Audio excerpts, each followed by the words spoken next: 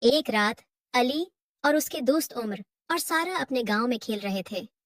اچانک آسمان میں کچھ عجیب و غریب نظر آیا۔ انہوں نے دیکھا کہ ایک بڑا اور شاندار قلعہ آسمان میں تیر رہا تھا۔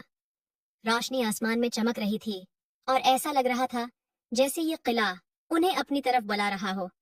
سارا نے حیرت سے کہا، یہ کیا ہے؟ قلعہ آسمان میں؟ عمر نے جوش سے کہا، یہ ایک جادوئی قلعہ لگتا ہے، ہمیں وہاں جانا چاہیے۔ علی تھوڑا خوف زدہ تھا، لیکن اس کا تجسس غالب آ گیا۔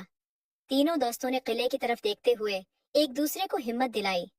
اچانک زمین کے قریب سے ایک جادوئی پل نمودار ہوا جو سیدھا قلعے کی طرف جاتا تھا۔ یہ پل ہمیں بلانے کے لیے آیا ہے، علی نے حیرانی سے کہا۔ تینوں دوست پل پر چلتے ہوئے قلعے تک پہنچ گئے۔ قلعے کے دروازے خود بخود کھل گئے اور اندر سے ایک نرم روشنی نکلی۔ جب وہ اندر داخل ہوئے تو انہیں ہر طرف چمکتے ہوئے حال، سنہری ستون اور خوبصورت قالین نظر آئے۔ ایسا لگ رہا تھا جیسے وہ کسی پریوں کی دنیا میں آ گئے ہوں۔ تینوں دوست قلعے کے اندرونی حصے کو دریافت کرنے لگے۔ وہ ایک بڑے ہال میں پہنچے جہاں ایک شاندار تخت رکھا ہوا تھا، لیکن جیسے ہی وہ تخت کے قریب پہنچے وہاں سے ایک روشنی نکلی اور سامنے ایک خوبصورت پری نمودار ہوئی۔ میں پری آرایا ہوں، پری نے مسکراتے ہوئے کہا۔ یہ قلعہ میرے جادو سے بنا ہے اور جو بھی اس قلعے تک پہنچتا ہے اسے جادوئی مہمات کا سامنا کرنا پڑتا ہے۔ عمر نے خوشی سے کہا، کیا ہم بھی جادوئی طاقتیں حاصل کریں گے؟ پری نے جواب دیا، ہاں، لیکن سب سے پہلے تمہیں قلعے کی کچھ مسٹریز کو حل کرنا ہوگا۔ یہاں جادوئی کریچرز بھی ہیں، لیکن ان سے ڈرنے کی ضرورت نہیں۔ تمہیں اپنے دل کی ہمت سے آگے بڑھنا ہوگا۔ علی، عمر اور سارا نے ہمت سے آگے بڑھنا شروع کیا۔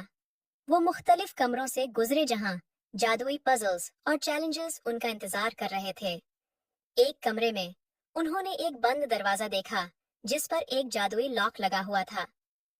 علی نے پری کی دی ہوئی کلوز کا استعمال کرتے ہوئے لاک کو کھول دیا۔ اچانک قلعے کے ایک کونے میں سے خوفناک آوازیں آنے لگیں۔